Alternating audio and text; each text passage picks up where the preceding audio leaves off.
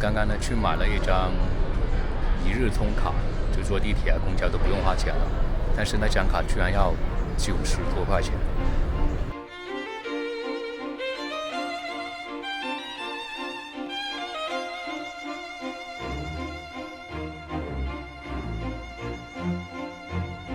刚还没到这里的时候，我一直以为这里应该跟香港差不多，但是现在来了之后发现这里更偏向于东南亚这种风格，像这种样的建筑就非常的东南亚，而且这边的人也不太一样啊，这边很明显外国人要多很多，而且菲律宾的、印度啊这些马来西亚这些人也更多，所以跟香港还是有挺大区别的。然后这边讲中文的人还挺多的，我感觉在这边如果你只说中文的话，其实也是可以的。现在在我身后的呢是苏丹回教堂。苏丹回教堂呢，它建于201年前了。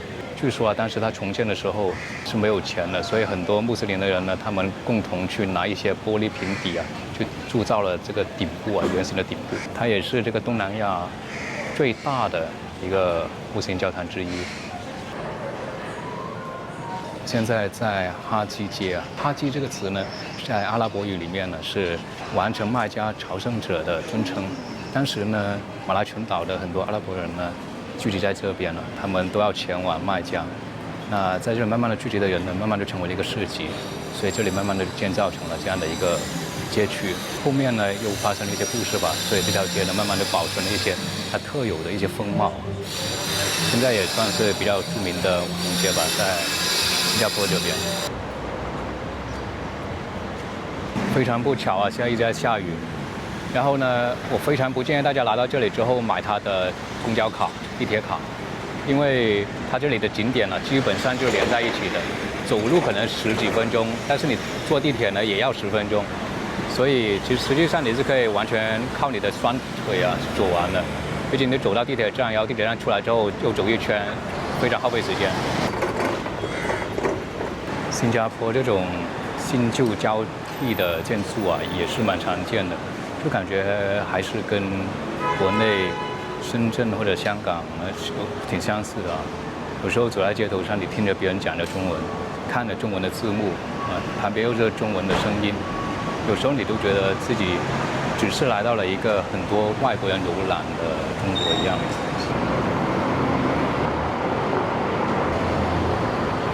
我现在所处的位置呢是赞美广场。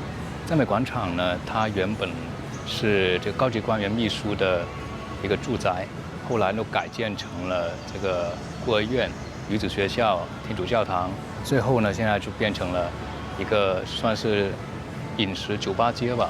这边有很多的一些酒吧啊、餐厅啊在这里。我估计到晚上的时候，这里会蛮热闹的。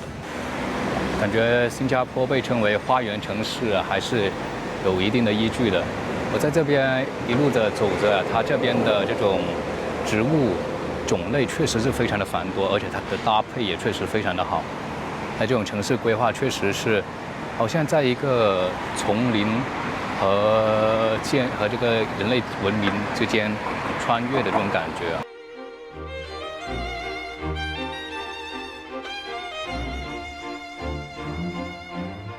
提到新加坡，大家脑海里面首先会想到什么呢？我想大部分人呢，可能脑海里面一出现的就是我后面的这样的一个形象。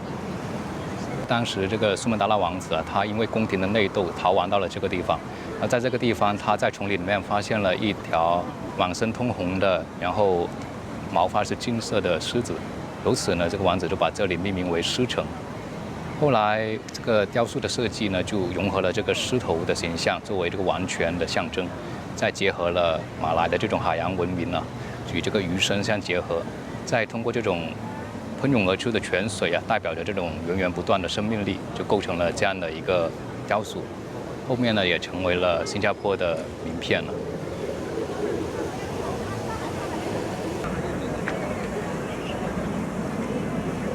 你不得不说啊，在这里走着，你确实是有一种在一个巨大的花园里面走的感觉。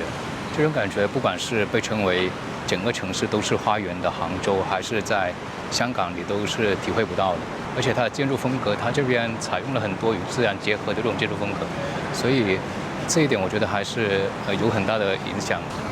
真的看起来有一种未来城市的那种感觉，就是钢铁、水泥的这种人造的建筑与自然相融合的这种恰到好处啊，它确实在它的这种搭配上显示了出来。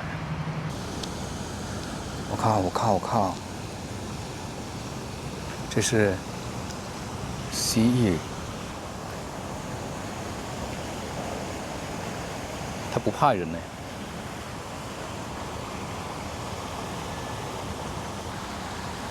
它现在盯着我看了，它也不怕我，但它也不走。现在如果在游戏里面就直接一斧头过去，就今晚就可以烤来吃了。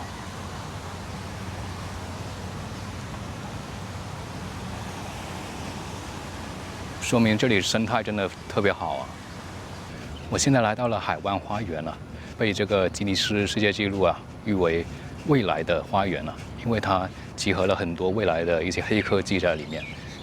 我现在进入到这个史记公园了，进来这里之后，确实有一种侏罗纪公园的感觉啊！现在可以看到那个 Super Tree 了，超级树。它这里有很多不同国家的花园了。我感觉它应该是运用了不同国家的特色植物，然后再搭配它的这种特色的园林设计去营造。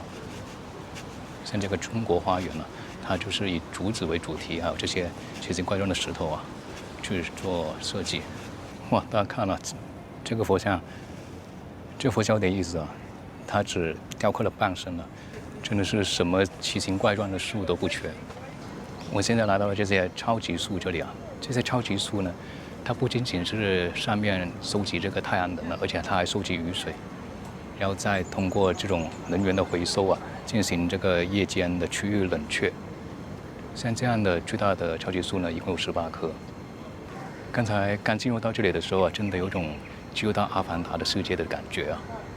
当然，如果你们真的想看阿凡达的那个世界的话，可以去张家界，因为张家界真的是阿凡达的取景地。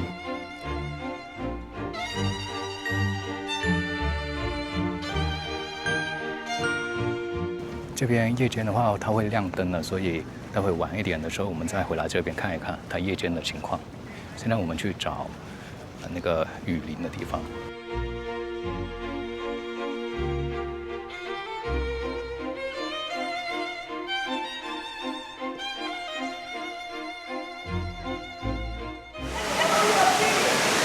现在进入到了云雾林这里来了。这里进来之后就真的冷了好几度啊，因为它是模拟的一个海拔3000米高的环境了，定期的会喷洒一些冷却的雾水，来保持这里的温度。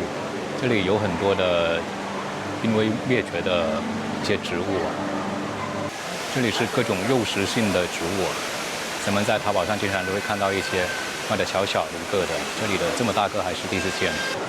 从这里往外看啊，就真的有种像在这个侏罗纪公园里面，在这个保护罩里面，也要看着这个侏罗纪公园外面的景象。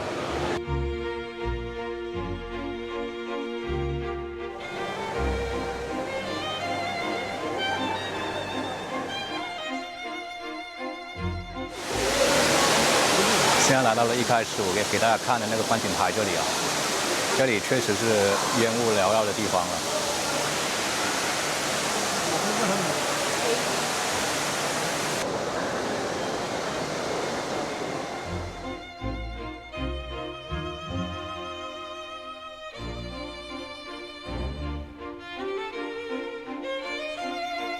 这个雕像的表情都特别逗啊，都很惊讶的样子。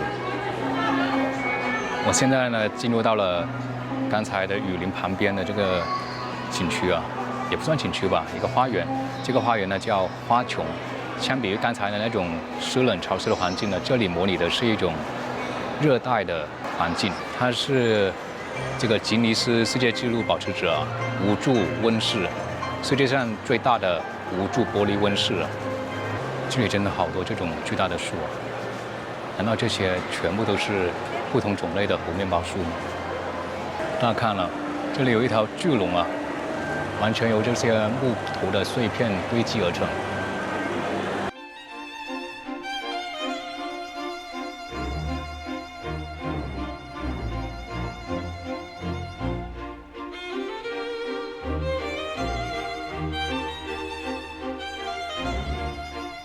我现在从两个馆里面出来了，这边两个馆加起来99块钱，99元人民币啊。那对比于新加坡的物价来说，我觉得45入就等于不要钱了，所以还是挺值的。毕竟新加坡就这么大，景点也就这么多，基本上你来一次，如果不是因为一些特别的事情的话，你不会来第二次的。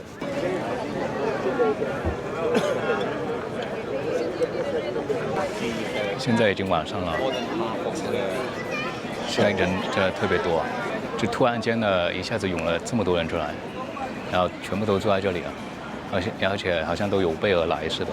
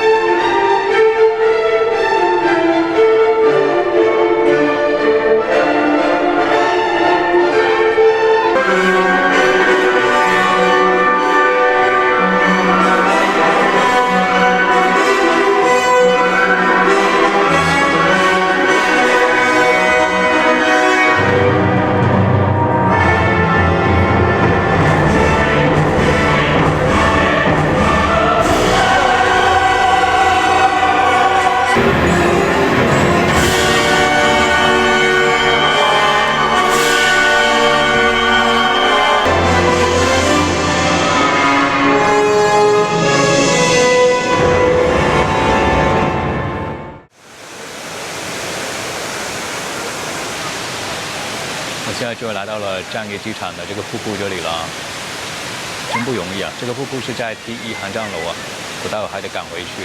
而且呢，这个瀑布呢你是不能出境的，它是在这个新加坡的境内的啊，所以如果你一不小心出境了，你就看不了了。新加坡的这个樟宜机场啊，已经连续12年被评为了全球最佳机场。整个机场里面它都能够整合的像一个原始森林一样啊。整个机场内部呢，有非常大型的商业购物中心，这个整个一体化的这种配套啊，做得非常的完善。